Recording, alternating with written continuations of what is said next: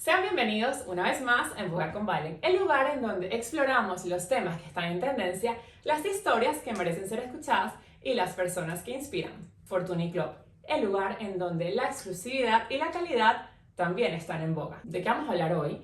Y me pareció muy interesante abordar un tema muy actual y además un tema que está en boga, porque con esta creciente volatilidad del mercado y además esta tendencia a las criptomonedas, muchos se preguntarán, ¿el Bitcoin es una inversión segura?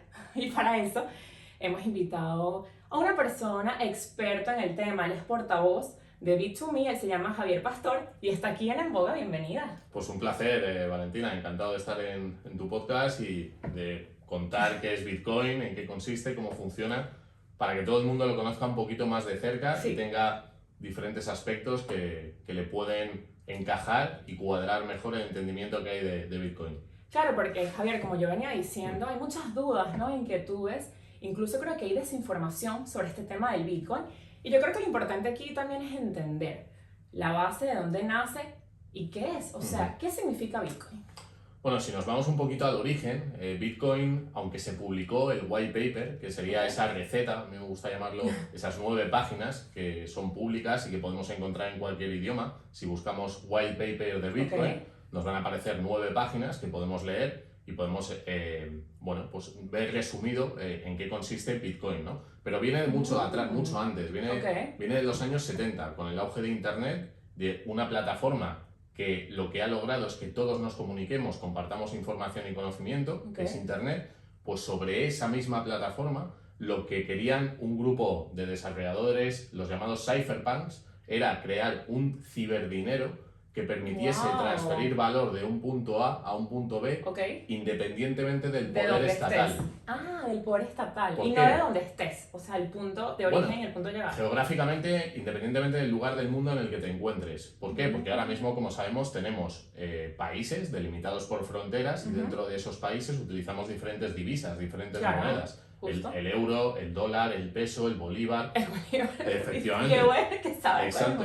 Y desde los años 70, pues hubo un grupo que dijo, oye, para tener un dinero que funcione bien y que aporte valor a cualquier persona que nazca en cualquier lugar del mundo, vamos a crear un ciberdinero, un dinero que nazca de Internet, que te permita, al igual que la comunicación, el conocimiento, la información, transferirlo de punto a punto sin necesidad de un intermediario. Claro, sí, como sería un banco en este caso, ¿no? Correcto, es decir, además de que no tienes que estar vinculado a una zona geográfica para usar Bitcoin, no necesitas a un intermediario como un banco que te permita transferir, por ejemplo, dinero de España a Venezuela o a Chile o a Argentina o a cualquier otro lugar del mundo. Cosa que es brutal.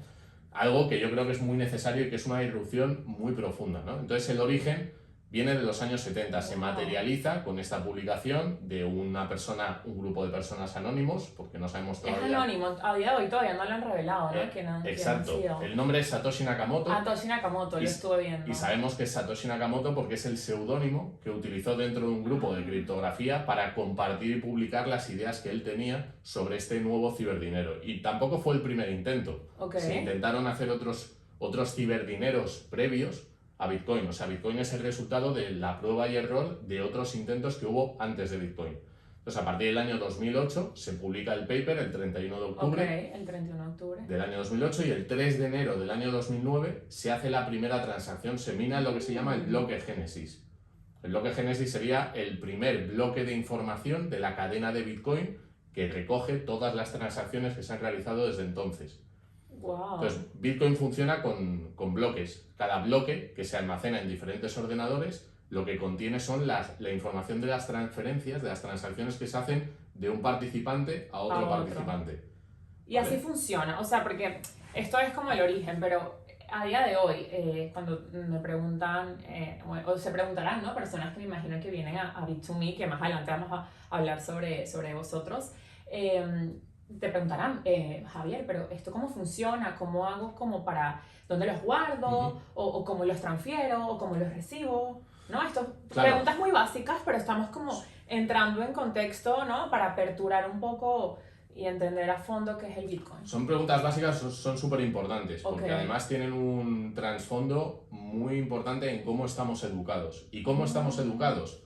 Se nos dice, o desde pequeños, ¿qué hacemos? Abrimos una cuenta bancaria Sí. y es ahí donde vamos dejando todo nuestro dinero. Sí que es verdad que podemos tener dinero en efectivo en casa, en papeles Y o cada en vez monedas. menos, ¿verdad? Que yo pienso Claro. que ha habido como más cultura últimamente de tener todo en la cuenta. Exacto. Entonces tendemos a dejárselo el dinero, lo que nosotros llamamos delegado a un tercero de confianza. El tercero de confianza es el banco, que además luego es el que nos va a permitir hacer transferencias a otras personas con una identificación atada, unida a nuestra identidad personal. Eso se llama el famoso KYC, conoce a tu cliente. Okay. Que todos los países, en todas las jurisdicciones, hay que hacer un onboarding en las empresas, en los bancos que son sujeto obligado, que están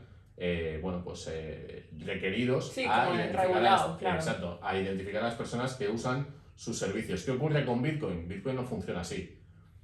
¿Cómo funciona Bitcoin? Bitcoin, en este momento, cualquiera de nosotros nos podemos descargar en el teléfono móvil o en un dispositivo, en un iPad o en un ordenador. Electrónico, vamos. Lo que se llama lo que se conoce como un wallet. Ok, una cartera. Una cartera, en inglés wallet, en español cartera. ¿Y qué nos permite hacer esa cartera? Crear direcciones de Bitcoin, que sería la analogía de las cuentas bancarias de los IBAN que tenemos en el banco, Okay. y nos permite hacerlo de forma libre, sin tener que dar ningún dato personal. Y ninguna explicación a nadie. Y ninguna explicación a nadie. Nada. Y sin justificar nada. O sea, que aquí nos hablamos de impuestos, de hacienda, de que nos metan presos por estafa. Bueno, ahí habría que ir matizando, ¿no? Poco a poco vale. cómo funcionaría esa parte, pero lo importante al explicar cómo funciona Bitcoin para alguien que no lo conozca es, vale, yo tengo un protocolo, una red de comunicación que me permite transferir valor persona a persona sin depender de intermediarios, que además no me exige ningún tipo de identificación para usar esa tecnología, y que estando en mi casa tranquilamente puedo descargar y puedo empezar a crear direcciones, cuentas bancarias que yo controlo, que lo controlas tú y y todo que lo me haces tú. permite tanto recibir como enviar fondos Wow. en Bitcoin. Okay. ¿Vale? Entonces, eso es importante. ¿Por qué decía el tema de la custodia de los bancos? Que he empezado explicando que estamos educados para dejar la custodia de nuestros activos, nuestros ahorros, nuestros fondos a un tercero. Una entidad. Porque Bitcoin es la primera vez que nos permite tener un activo global que podemos transferir a cualquier punto del mundo y moverlo de cualquier parte, ¿no? y mover a cualquier parte sin depender de un tercero. Y eso es muy profundo y muy importante, el impacto que tiene además desde el punto de vista... Y es inmediato también. Exacto, ¿no? O sea, podemos hacer transferencias inmediatas. Luego habría que profundizar en cómo funciona el envío del dinero, el tipo de monedero que utilizas, pero bueno, ese es el... Y el uso también, porque no en todas partes puedes tener como disponible para pagar, por ejemplo, ¿no? Eso es como más complicado. Bitcoin tiene dos propuestas principales y desde mi punto de vista una adicional que no es para mí la más importante. Todos cuando hablamos de dinero entendemos que el dinero es una forma de intercambio, es una forma de ir al supermercado y pagar los productos que compramos. Justo, pero cuando me refería a esta pregunta es como dinero líquido, ¿no? Claro, es un activo líquido al portador. Es un activo líquido al portador. ¿Qué quiero decir con esto? Claro, tú cuando vas a pagar a un supermercado, o sea, tú tienes que tener dinero en tu cuenta bancaria directamente para poder realizar el pago. Yo lo que me refiero con Bitcoin es que es dinero líquido al portador que no depende de terceros, que tú puedes poseer, pero primero lo has tenido que comprar. Y decía las dos propuestas de valor principales. ¿Cuáles son? El dinero tiene tres propiedades, que son unidad de cuenta, medio de intercambio y almacenamiento de valor. ¿Qué es lo que ocurre con las monedas estatales que todos conocemos? Que funcionan muy bien como medio de intercambio para hacer pagos en cualquier lugar. Sí, y funciona casi en todas partes. Pero como depósito de valor, patinan. ¿Y patinan por qué? Me gusta el término. Porque cada vez todos los productos y servicios son más caros. Es lo que te iba a decir, aquí jugamos con la inflación, o sea, en este caso nos perjudica. Exacto, tenemos un dinero, el que hemos conocido, las monedas estatales, que se devalúan con el paso del tiempo. Como en mi país, mi país. Claro, es un caso muy bueno, Valentina, porque Venezuela, un caso muy bueno para entender este término, claro. ¿Por qué? Porque ahí tenéis no inflación, ahí tenéis hiperinflación. O sea, tenéis unas tasas de inflación que es... Ni siquiera es el porcentaje que tenemos hoy día de inflación. ¿A qué ritmo crecen los precios año tras año de un 200, un 300, un 500%, ¿no? Que es una barbaridad. Entonces, imaginaos que tú estás trabajando todo el mes, que te pagan 2.000, 3.000 euros, y que el precio de todos los productos y servicios que tú estás acostumbrado a comprar en el supermercado, de repente se multiplican por 2, por 3. Aquí en España, desde la pandemia, hemos vivido un alza de los precios espectacular. Sí, obviamente. De hecho, en las redes sociales, en Twitter, hay un ticket de Mercadona que encontraron de cuando... Lo he visto. ¿Lo viste? Y qué fuerte. Con 52 euros te comprabas una cesta enorme. Vamos, para 4 integrantes de la familia y ahora yo creo que ni para 2. Exacto, entonces la sociedad está dentro de un entorno donde utilizamos un dinero que tiende a devaluarse de forma gradual. No solamente el bolívar, no solamente el peso argentino, Vale. sino todas las divisas del mundo, el dólar americano o el euro. El euro. Exacto, se están devaluando y depreciando. Por eso es tan importante cuidarse en ese sentido y entender por qué es tan importante entender de inversión y de finanzas. Y en este caso estamos hablando de Bitcoin. Podríamos hablar del oro, podríamos hablar del real estate, podríamos hablar de activos financieros, de la bolsa, etcétera. Hablando, que me gustó que hayas ya introducido este tema con otros activos, ¿qué se diferencia Bitcoin, por ejemplo, de otras criptos o de otros activos como los que acabas de nombrar? Vale, yo fíjate que siempre diferencio a Bitcoin del resto de criptomonedas. Existen más de 2 millones de criptomonedas. Sí, hay muchísimas, ¿no? Porque también es curioso que cada vez más, ya yo me pierdo, porque, a ver, yo tampoco soy financiera ni mucho menos, pero uno siempre trata de estar como en la vanguardia del acontecer actual y yo me pierdo. O sea, sinceramente, Javier, es como, a ver, no, yo me quedo con Bitcoin porque es que ya luego hay tantas que tampoco sabes, sinceramente, si funciona o no, o sea, qué tan certeras son las demás. Entonces, ¿cómo es la diferencia? Fíjate, yo separo a Bitcoin del resto y Bitcoin hay que entender que es el primer commodity digital de la historia y el único, el primero y el único de la historia. Y eso significa como el oro, que es un commodity. El oro es un commodity, o sea, es un activo real. Es un activo real. Igual que el petróleo es un activo real. Son activos reales, pues Bitcoin es un activo real. ¿Por qué es un activo real? Porque no depende del desempeño de terceros para dar una cotización. ¿Qué depende del desempeño de terceros? Por ejemplo, las acciones de una empresa, de Apple, de Amazon, de Google, depende de su performance, de Nvidia, ¿no? Con todo lo que está pasando con la inteligencia artificial, depende del profit que hagan, pues tendrán un performance mejor en bolsa o peor. Tenemos también la deuda pública, que sería la emisión que hacen los estados para poder financiarse, pues en función del déficit que tenga un gobierno o del planteamiento de políticas que tenga, pues esa deuda será más o menos cara y tendrá más o menos riesgo. Esos son activos financieros, pero los activos reales son activos que, independientemente de lo que ocurra, de la situación que pase alrededor, o sea, ahorita puede estallar otra guerra.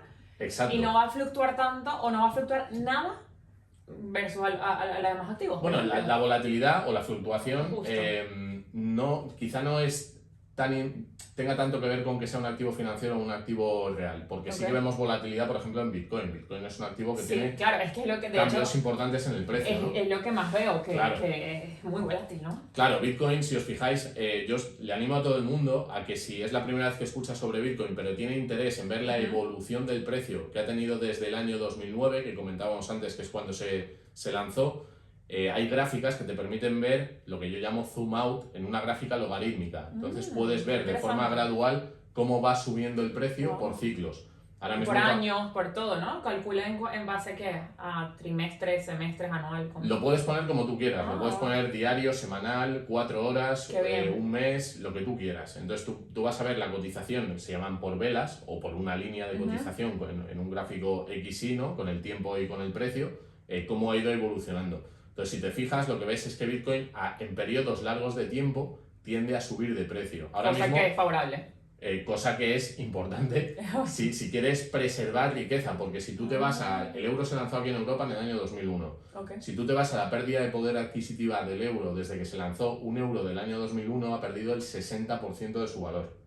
El 60% de su valor, y es una moneda teóricamente fuerte. Es muy fuerte, claro, es la más fuerte. ¿Y dónde vemos representado ese aumento de precios, esa devaluación que tiene el euro? Por ejemplo, en los inmuebles. En España tenemos un problema con el precio de los inmuebles. Justo. ¿Y por qué es eso? Porque los que invierten saben, entre otras cosas, y hablo de los inmuebles concretamente, que una forma de utilizar un depósito de valor o una reserva de valor es invertir en inmuebles. ¿Por qué? Porque es un activo escaso. Pues lo que haces es cambias papeles que imprime el Banco Central Europeo o que se crea a través de la reserva fraccional de los bancos, lo cambias por un activo finito que es el real estate. Pero la utilidad principal de los inmuebles no es ser una reserva de valor. es ser una utilidad que permita vivir a la gente. Claro, Entonces, que permita vivir a la gente. Y eso que que está provocando ahora un conflicto, una quiebra social de las nuevas generaciones que no pueden emanciparse, no pueden tener un proyecto de vida. Está costando Entonces, muchísimo. eso es muy importante. Debido al sistema monetario y financiero que utilizamos basado en monedas estatales, los inversores y los ahorradores deciden poner su capital en activos como los inmuebles, los inmuebles suben de precio y hay una ruptura generacional y de autoridad y de problemas, ¿no?, que vemos con la juventud y con el futuro que tenemos. Entonces, Bitcoin es un activo que además nace para resolver este problema. Desde mi punto de vista, esto es mi opinión, es el mejor activo para depositar valor en periodos largos de tiempo. ¿Por qué? Tú me puedes decir, bueno, has dicho que es dinero, que lo puedes transferir de un punto A a un punto B. También te digo, es inmutable. Nadie puede cambiar las normas de Bitcoin. Es un software. Es un software, porque es al una final pieza de software. es que eso es lo que te iba a decir, como no una regulación ni gubernamental ni Exacto. estatal. ¿Cómo hacen para...? O sea, es como que no tienen ley, ¿no? Es como... Mira, a mí me gusta mucho que digas eso, Valentina, porque todos en las sociedades que vivimos nos regimos por la ley, ¿no?, del Estado, que emana del Congreso, ¿no?, la soberanía. Bueno, aquí en España tampoco. Una ley un poco confusa. ¿Qué quiero decir con esto? Cuando dicen, bueno, pero es que Bitcoin no se basa en la legislación de ningún país. En Bitcoin el código es ley. El código que está escrito, programado. O sea, la persona... Y que es de código abierto, además, que todos podemos verificarlo y validarlo. Ah. Lo que está escrito en el código es lo que se va a ejecutar de forma automática sin la intervención ni participación de terceros. Por lo tanto, si tú participas en ahorrar tus ingresos, tu patrimonio, tu capital en Bitcoin, sabes que nadie va a poder cambiar las normas y las reglas del activo en el que tú estás ahorrando. O sea, ni en mis 80 años. O sea, yo puedo tener ahí todos mis ahorros y no me va a pasar nada. Va a tener volatilidad. Esto es importante, que la gente no diga, bueno, voy a vender todos mis activos o voy a meter todos mis ahorros en esto de Bitcoin, porque Bitcoin, ¿qué ocurre? Que llevamos 15 años y yo, bueno, pues llevo 8 en este ecosistema, entiendo bien lo que está pasando y Bitcoin está pasando por un periodo de adopción institucional, porque estos 15 años, hasta el año pasado, 2024, Bitcoin era más un mercado retail, era un mercado para minoristas, era para inversores más pequeños. Sin embargo, el año pasado, en Estados Unidos, aprobaron una serie de vehículos de inversión que permiten que capitales y patrimonios enormes, y fondos de pensiones, family office y este tipo de empresas, puedan dar exposición a sus clientes a Bitcoin. Algo que no habían podido hacer hasta ahora porque no era un activo legitimado desde el punto de vista financiero tradicional. Pero sí que había un mercado retail de personas que entendían la tecnología, que entendían la propuesta de valor y decidían invertir en ese activo. Wow. Y lo que iba a agregar antes, que no lo he dicho, he dicho, el código es ley, nadie lo va a poder cambiar. Pero es que además, ¿qué ocurre con el dinero fiduciario que utilizamos a día de hoy en cualquier país del mundo? Que es inflacionario, que se infla, que cada vez hay más. Sí, totalmente. Bitcoin no. Bitcoin hay 21 millones de unidades, o va a haber 21 millones de unidades, suceda lo que suceda, para todos los seres humanos del mundo. Entonces, ¿qué ocurre? Que si los participantes van acumulando de esos 21 millones de unidades partes, porciones, porque un Bitcoin también se divide en 8 decimales, ¿qué va a pasar con el precio cuando haya muchísima demanda y cuando haya muchísimos actores que lo vayan comprendiendo y lo quieran acumular? Que la única forma de ajustar esa oferta rígida de 21 millones a la demanda que pueda haber es con el precio. Es con el precio. La gente quizá no lo sepa ahora mismo, pero un Bitcoin está en el entorno de los $100.000. Lo sé, es lo que me encanta porque Javier o sea, es como que él me da la respuesta solo, porque de hecho te iba a preguntar a nivel institucional, gubernamental, te iba a preguntar por Europa y te iba a preguntar justo el valor. A ver, yo sé que también cambia mucho, ¿no? Pero a día de hoy, ¿cuánto vale? Bueno, una cosa es el valor y otra cosa es el precio, ¿vale? Vale, entonces ya vamos a dividir, ¿no? O sea, separar cuál es la diferencia entre uno y otro. El valor desde mi punto de vista es cuáles son las características y las propiedades del activo para que sea valioso. Para que eso se puede explicar. Y el precio es cuánto está dispuesto a pagar el mercado en este momento, los compradores, y a qué precio están dispuestos a vender los vendedores. Justo. Y en este momento estamos en un punto en el que si yo vendiese y otra persona comprase, yo vendería por 100.000 euros. Uno. una unidad. Una de esos unidad. 21 millones de de las unidades unidades. que estamos hablando, de las Exacto. 21 millones. Algunos se puede preguntar, yo no tengo 100.000 euros, yo no puedo comprar Bitcoin ya. Eso es lo que te iba a decir. Y el que no tiene el dinero, pues, es bueno, hábil en su cuenta para poder comprarlo. Claro, Bitcoin se puede comprar desde 10 euros, desde 1 euro. Tú con 1 euro hoy puedes comprar unos 1000 satoshis. Se llaman satoshis, los decimales de Bitcoin se llaman satoshis. Okay, es que esto es tenso. Entonces, lo que estás haciendo, esto para mí fue como la película de Matrix. No sé si la has visto, Sí, cuando hace años. Morfeo le enseña las dos píldoras a Neo. Le enseña Sí, la píldora roja y la píldora azul. Tú ahora mismo, nosotros vivimos en la píldora azul, que es la que nos han presentado, Wow. que es el dinero estatal. Nacemos en un régimen político, en un momento histórico, en el que el dinero que reina, de alguna manera, y que todos hemos asumido como que es el dinero que tenemos que usar, Es que es así, es el dinero estatal. Internalizado. Es el dinero legitimado Sí, por el legitimado Estado. por el Estado. Pero esto no ha sido siempre así. La humanidad ha utilizado diferentes tipos de dinero a lo largo de la historia y eso ha tenido consecuencias profundas para el poder y la jerarquía de poder que ha estado en cada momento. Entonces, ¿qué ocurre? Que si tú eres el emisor del dinero y eres una institución llamada Estado, que obligas a que todos los ciudadanos se levanten cada mañana para que sean pagados en algo que tú puedes literalmente crear de la nada y controlar, no solo crear de la nada, sino que además utilizas una serie de intermediarios que son los bancos, que están muy cerca de ti, que a ti te financian y te ayudan cuando lo necesitas, y a la población además eres capaz de imponerle impuestos, quitándoles esa parte de riqueza que han creado en una unidad de cuenta que tú creas de la nada. O sea, cuando lo analizas... Es muy loco. Es muy... Sí, te iba a decir. Entonces, por eso digo que estamos en un Matrix y nos hemos tragado todos la pastilla azul. Y hay gente que prefiere vivir en la pastilla azul. Y está bien. Bueno, porque es como lo que adaptaste y lo vives así, ¿no? Es como que la sociedad ya de por sí naces en sociedad, sigues ciertos parámetros, ciertas leyes, ciertas normas, culturas y valores y te acostumbras. Y te acostumbras y no te lo planteas. Pero esto es como si hubieses nacido pues, en la Edad Media o en la época de los romanos o en los egipcios. Vete tú a saber cómo era la moneda. Tenían leyes y normas totalmente distintas y utilizaban otro tipo de monedas, de sistemas, pero no ha cambiado tanto. Utilizaban más el oro y la plata, ¿no? El oro y la plata, que es un activo real. Que es un activo real. Y el oro, tú fíjate, el oro y la plata, el oro es muy interesante porque en el sistema que vivimos hoy, la moneda hegemónica es el dólar. Vale, de Estados Unidos, que es la potencia mundial, ¿no? Obviamente. ¿Qué pasó en 1971? Primero, después de la Segunda Guerra Mundial, Estados Unidos se elige como el ganador y dijo, vale, a partir de ahora yo voy a guardar el oro de los países vencedores, de todos los que me queráis dejar ese oro en Fornox, y yo voy a hacer una emisión de $35 por onza de oro que yo guarde. Y eso se mantuvo hasta 1971. ¿Qué pasó durante esos años? La Guerra Fría. ¿Y qué hubo en Corea del Sur? ¿Y qué hubo en Vietnam? ¿Y qué hubo en Chile? ¿Y qué hubo en otros lugares? Guerras que costaron mucho dinero a Estados Unidos. Entonces llegó un momento que Francia y Alemania fueron, Charles de Gaulle, fue a Estados Unidos y le dijo, el oro que tengo ya no me fío de tus dólares, devuélveme el oro. Dame el oro. Y Richard Nixon, el 15 de agosto de 1971, dijo, debido al ataque de los especuladores, voy a parar el patrón oro y a partir de ahora ya no se podrá cambiar dólar por oro. Y desvincularon. ¿Y eso qué significa? Que pasamos de un modelo donde el oro físico restringía el poder político a que ya no haya restricciones de ningún tipo. Y que el político pueda crear dinero a voluntad para, por ejemplo, financiar guerras en Irak, en Afganistán, en Ucrania o donde quiera. O donde quiera, en cualquier parte del mundo. Entonces el dinero, desde mi punto de vista, y el dólar en este caso, es el core del sistema.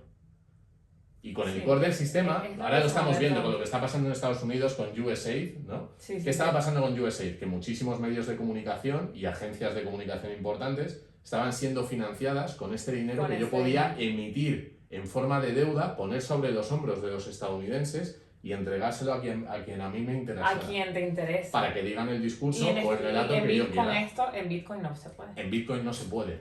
¿Por qué Bitcoin ha creado tanta fricción y en los medios de comunicación habéis escuchado cosas malas sobre Bitcoin? Porque Bitcoin les quita el poder del dinero. Les quita el poder. Y al final todos quieren tener el poder. Porque si tú, Valentina, puedes ahorrar en un dinero que no te pueden confiscar, bueno, que puedes transferir a cualquier parte del mundo. A cualquier parte del mundo. Pero es que al tema de la confiscación no me he metido. Pero es que Bitcoin, además de ser dinero, es una propiedad. Y las propiedades que existen a día de hoy, que son los inmuebles, que es el oro, que son las acciones, ¿no? Lo vimos con Chávez en el año 2010. esa en la Plaza Bolívar, ahí en Caracas. Ah, Esa casita de la esquina, exprópiese. bueno, cuando Bueno, un expropio es de verdad. una manera o de otra. Pongo el ejemplo de Venezuela porque fue muy claro, pero esto Sí. ha pasado a lo largo y ancho del mundo en todas las culturas y en todos Sí, los en países. muchos países. En 1933, quizá mucha gente no sepa, que en Estados Unidos Roosevelt, después de la Gran Depresión del 29, necesitaba oro para respaldar las emisiones que hacía la Reserva Federal y obligó a los estadounidenses con una ley que es la 6102 a vender el oro que tuviesen bajo pena de cárcel en caso de que no vendiesen el oro a la Reserva Federal. Wow. Y eso pasa una vez y otra vez y otra vez. Y ahora estamos en un momento financiero y económico crítico a nivel global, con una serie de tensiones que estamos viendo. Entonces, cuando eso sucede históricamente, las monedas, las divisas, que tienen un ciclo de más o menos 80 a 120 años, entre 80 y 120 años, hablamos de la Segunda Guerra Mundial, han pasado unos 80, 90 años ahora mismo, Ya casi, sí. empiezan a entrar en declive. Entonces, si toda la población... Es como el periodo de vida que tiene, Es ¿no? como un periodo de vida. Y luego como que empieza otro modelo, se hacen una serie de acuerdos nuevos, se crea el Fondo Monetario Pero con la Internacional, misma moneda. con una, o con otra. O con otra. Porque desde el siglo XV era España el hegemón que tenía la moneda, pues era referencia, luego fue los Países Bajos, luego fue Inglaterra con la libra Con la libra. y luego Estados Unidos con el dólar. Y ahora China está desafiando esa hegemonía, los BRICS, ¿no? Que son Brasil, China, Rusia, Sudáfrica y tal. Sí, sí, sí. Pero ¿qué ocurre? Que entraríamos otra vez en el mismo error, entraríamos otra vez a depender de las decisiones políticas sobre la moneda que tiene tanto impacto en todas nuestras vidas, que es trabajar por dinero que una élite política puede crear de la nada y sin límite. Y Bitcoin, además de todo esto, lo bueno que tiene es que esos monederos que comentábamos antes, esa aplicación que tú te instalas en el teléfono móvil, te permite crear un sistema de seguridad a través de lo que se llama semilla. Las semillas son 12 palabras escritas en un orden concreto, ¿vale? Que en caso de que tú pierdas... Es como tu clave, o sea, nadie tiene acceso a esa. Exacto. Imaginémonos, te bajas en un teléfono móvil una aplicación y tienes ahí 0,1 Bitcoin, que son $10.000, y de repente pierdes el móvil. ¿Cómo recuperas esa plata, ese Bitcoin? Tendrías que utilizar lo que se llama como semilla, que son esas 12 palabras que escribes en cualquier dispositivo del mundo y ya tienes acceso a tu dinero. O sea que es muy difícil incluso hasta que te lo roben. Exacto. No es como que tengas tu dinero Si vives en un régimen tiránico o dictatorial o peligroso o extractivo, me da lo mismo, Bitcoin es un freno, es un límite a su capacidad de expropiación. Wow, Javier, esto está demasiado interesante y estoy segura que todos los que nos están viendo estarán como... O sea, nos estamos enriqueciendo hoy con este programa, con este episodio, y además muchos estarán preguntando, o me estarán diciendo, Valentina, pero pregúntale a Javier a nivel de inversión, o sea, ¿cómo ves el panorama? ¿Crees que estamos, por ejemplo, los que todavía no hemos entrado como yo, ¿crees que estamos a tiempo, estamos en un buen momento para entrar? Cuéntanos un poco, como a nivel de inversión. Bueno, Bitcoin, para que os hagáis una idea, dentro del mercado de activos globales, tiene un market cap de 2 billones españoles, 2 trillones en inglés. Para que os hagáis una... Parece mucho. Sí, se escucha mucho. Para que os hagáis una idea, el mercado del oro a día de hoy tiene un market cap más o menos de 18 billones, 18 trillones. Muchísimo. El mercado de la deuda pública son 300 billones, 300 trillones. Mercado de equities, que son las bolsas del mundo, el Dow Jones, el Nasdaq, el S&P, esos son unos 120 billones. ¿Vale? Y luego estaría el cash, estarían los coleccionables como los coches de lujo, las obras de arte, este tipo de cuestión son 6-7 billones. ¿Y los ETFs, todo eso? Los ETF serían como activos financieros dentro del grupo de equities. ¿vale? Eso entra en equities. Entraría ahí. En total, el mundo de la inversión son unos 900 billones. 900 billones. Bitcoin son 2. O sea, tenemos una partecita de la manzana. Es una parte chiquitita. ¿Y eso es bueno o es malo, Javier? Porque estás claro, porque a la pregunta de ¿llego tarde? Desde mi punto de vista, Bitcoin no ha sido estudiado ni entendido, ni tampoco ha habido herramientas tradicionales para que los grandes patrimonios lo puedan comprar de forma masiva. ¿Qué es lo que está pasando con Donald Trump en Estados Unidos? Que una de las promesas que hizo durante la campaña es que Bitcoin se convertiría en reserva estratégica de Estados Unidos. Claro, si eso sucede, lo que ocurriría seguidamente es que el mensaje que lanzas es potentísimo. ¿Y qué harían el resto de países? No pueden ignorarlo. Claro, siendo Estados Unidos. Y si Estados Unidos Por empieza a supuesto. atesorar este activo nuevo, ¿qué tengo que hacer yo? Replicarlo. Lo tengo que comprar también. Comprarlo. Y si hemos dicho que hay 21 millones de unidades, en el mundo, ¿sabes cuántos millonarios hay más o menos? No, buena pregunta, qué interesante. Unos 60 millones de millonarios. Millonarios o bi o tri, ¿no? Se está hablando a partir del Que millón. tengan más de $1 millón, Sí, a partir del millón. más o menos 60 millones de 60 personas. millones No en es el mucho, mundo. no son tantas. Con lo que hay, Pues hay 21 millones de Bitcoin. Aunque quieran, esas personas no van a poder tener una unidad. Aunque todas ellas quieran Claro, comprar un es Bitcoin, cierto. no van a poder. no pueden, no llegan. No pueden. Entonces, a tu pregunta, ¿llego pronto? Desde mi punto de vista, Bitcoin, claro, introduce muchísimas cosas que hemos tocado un poquito, pero es un cambio de paradigma, porque no había existido un activo que no dependiese de terceros, que nos diese ese poder a los individuos de atesorar riqueza al margen de las garras del Estado, de cualquier Estado. De cualquier estado. Y podernos, si mañana en España ponen leyes que a mí no me interesan y tengo Bitcoin en mi patrimonio, puedo decidir tomar un avión e irme a Buenos Aires, por ejemplo, con todo mi patrimonio. Pongo mis claves en un ordenador Y me fui. y tienes tu plata ahí. O sea, entonces ¿tú crees que el Bitcoin no tiene riesgos? Yo creo que riesgos desde el punto de... Es que los riesgos más importantes que tenía Bitcoin eran los primeros años, que eran tecnológicos, que era susceptible de ser atacado. Porque es lo que te da exacto. Al final creo que podía haber hackearse, no sé cómo a Bueno. nivel tecnológico informático puede haber mucha cosa detrás. Entonces, por eso me refiero. Además de, si lo vemos financieramente, como en la parte de seguridad tecnológica, es segura, no es riesgosa. O sea, hoy podemos estar tranquilos de que tú vas a meter ahí un dinero, vas a comprar, vas a vender y eso va a estar ahí seguro. Fíjate que he dicho que es dinero inmutable, incensurable, y durante sus primeros años, Bitcoin... Inmutable e incensurable. Inmutable es que no se puede cambiar la información Sí, que hay ahí, nadie lo puede cambiar. Y incensurable es, durante los primeros años de Bitcoin, ¿os acordáis de Wikileaks, de Julian Sí, Assange? por supuesto, claro, Wikileaks. Bueno, pues Wikileaks propuso que se donase a la causa en Bitcoin. Satoshi Nakamoto, una de las últimas cosas que dijo es: no agitemos el avispero, porque el tamaño que tiene Bitcoin en este momento a nivel de red, de arquitectura, de minería, que habréis escuchado el término de minería, Total. no es suficientemente robusto y con una coordinación estatal podría atacarse al sistema. Eso ya no es posible. Ya no es posible. Eso ya no es Qué posible. buena noticia. Hay un nivel de hash, el nivel de seguridad de Bitcoin se mide con hash, que es la capacidad de cómputo de la red. ¿Cómo que se son, escribe? H. H-A-S-H, hash. Lo he leído, hash. Bueno, pues ese es el nivel de cómputo de la red.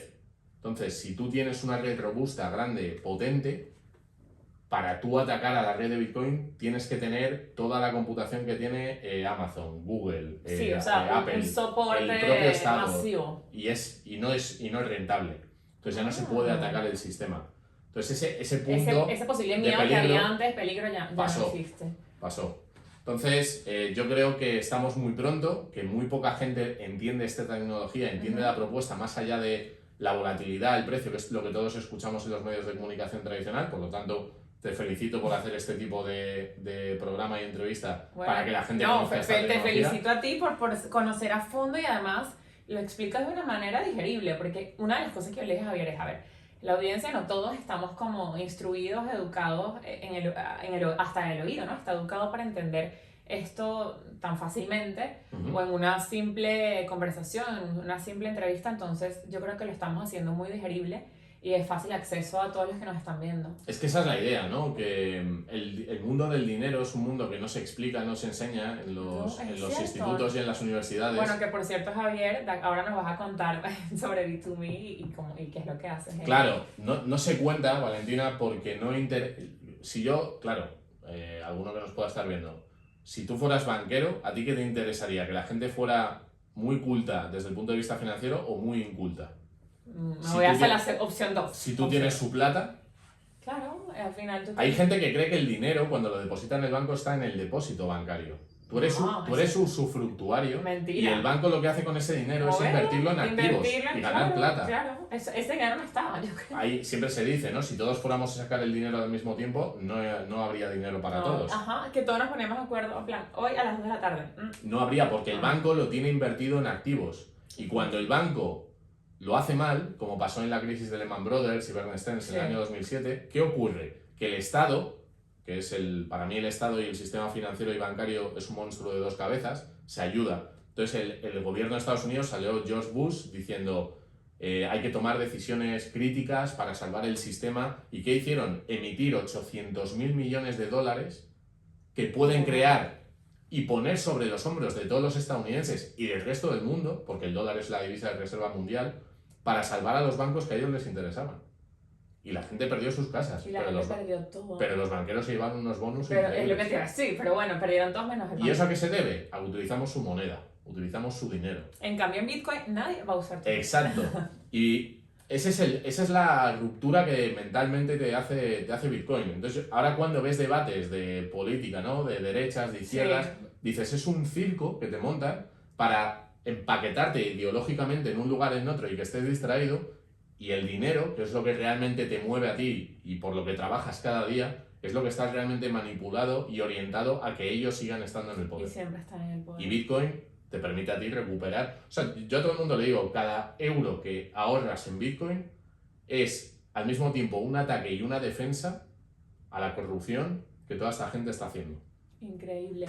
Pero Javier, también yo pienso que para entrar en Bitcoin tienes que saber, ¿verdad? O sea, ¿tú consideras que es vamos, ¿cómo le llamamos? ¿Un mercado?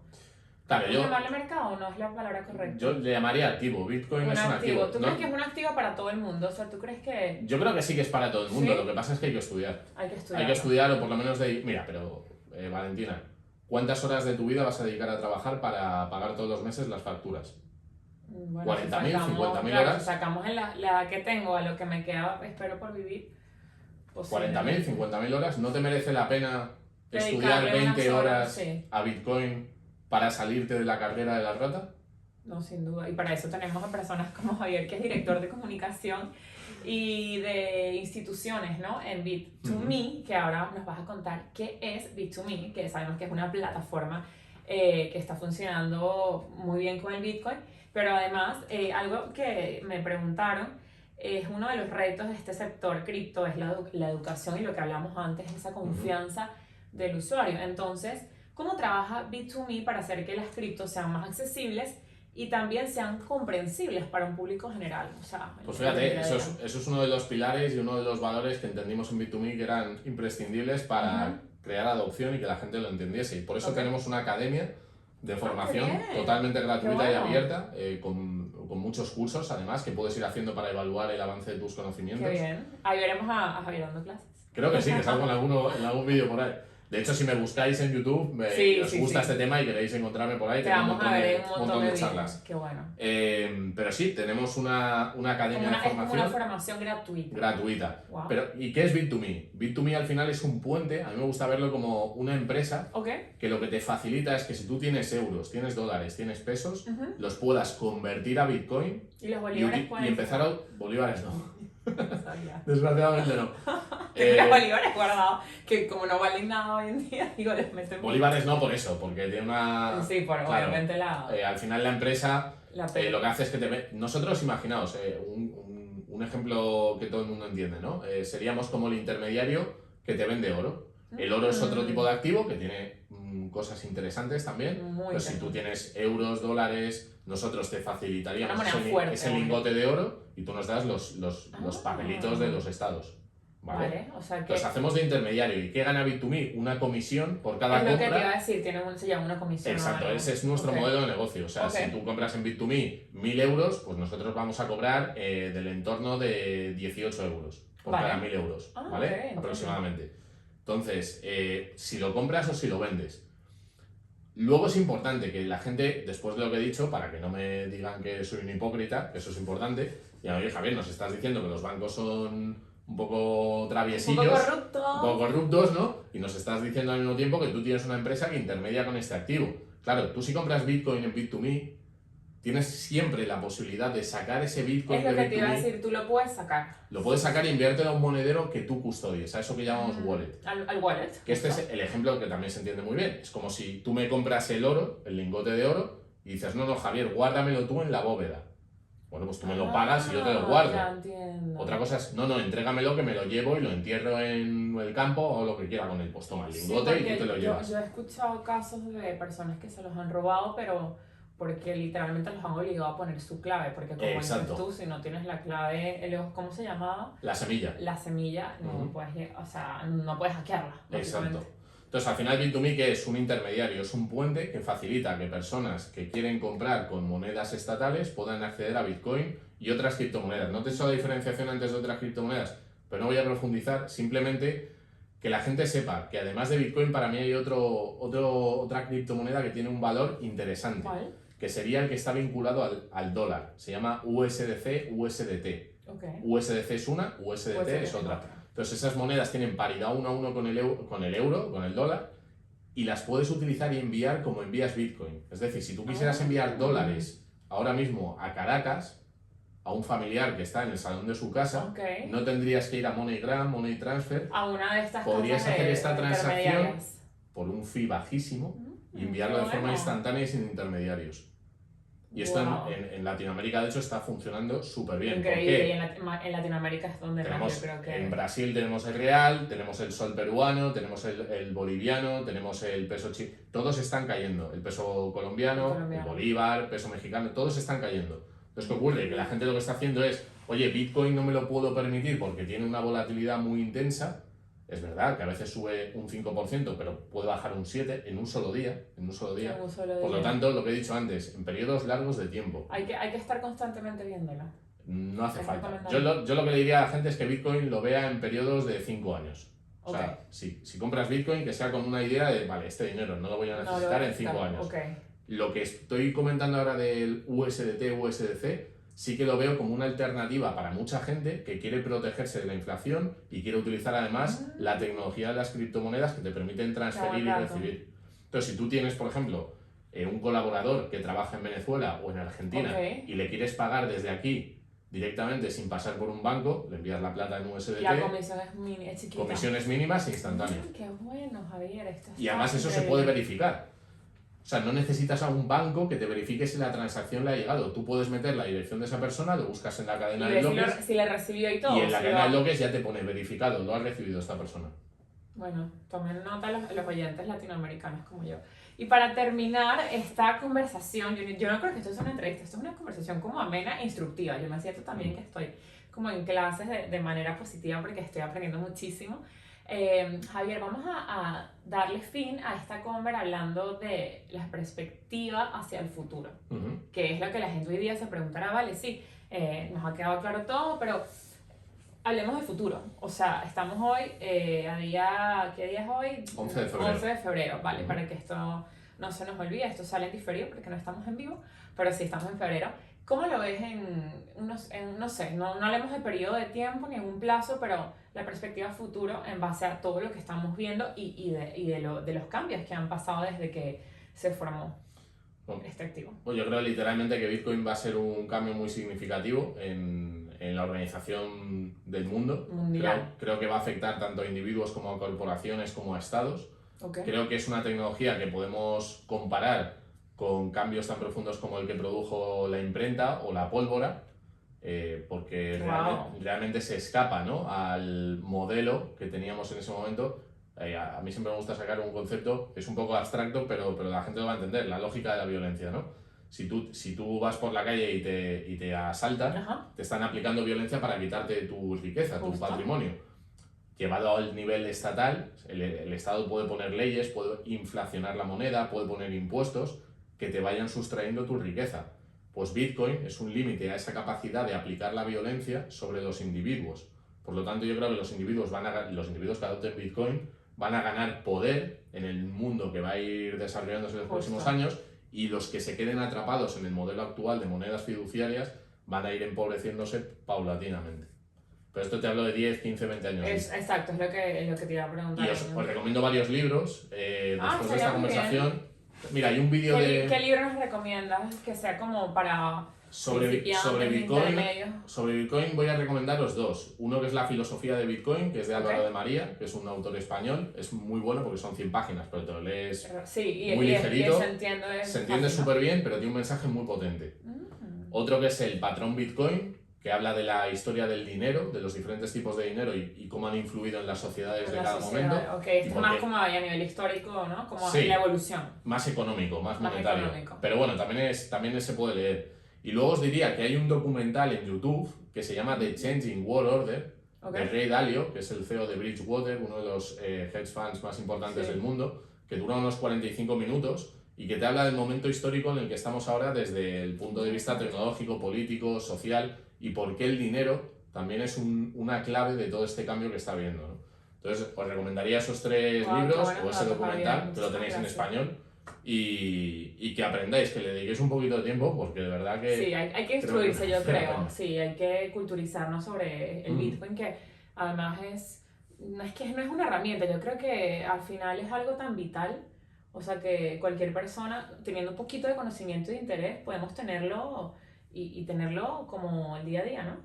Pues yo creo que sí, yo creo que te permite hacer cambios importantes en tu vida y que es la pastilla roja, que La de la película. te va a empezar a cambiar algunas cosas, pero creo que es muy positivo y que la gente que lo haga pues va a tener una ventaja importante. Importantísimo. Bueno, así hemos concluido este tema que igual para mí no fue un fin, sino una continuación del Bitcoin. Ya saben que además pueden seguir a Javier Pastor en sus redes sociales o no sé si en las redes de Bitcoin, en Bit2Me, que es la plataforma, para tener acceso a los que estén interesados en trabajar con vosotros. Ajá. Y también en seguir tus charlas, tus conferencias. Sí, mi alias o mi nickname es Javier Bitcoin en todas las redes. Y Javier Bitcoin, así simple, sin apellido. Todo junto. Cuidado porque hay estafadores que suplantan mi identidad y que tratan de... Sí, wow. que se cambian una letra, Javier Bitcoin, y tengo el check en Twitter, genial. En X. En Instagram no tengo, pero es Javier Bitcoin, no fijaros bien.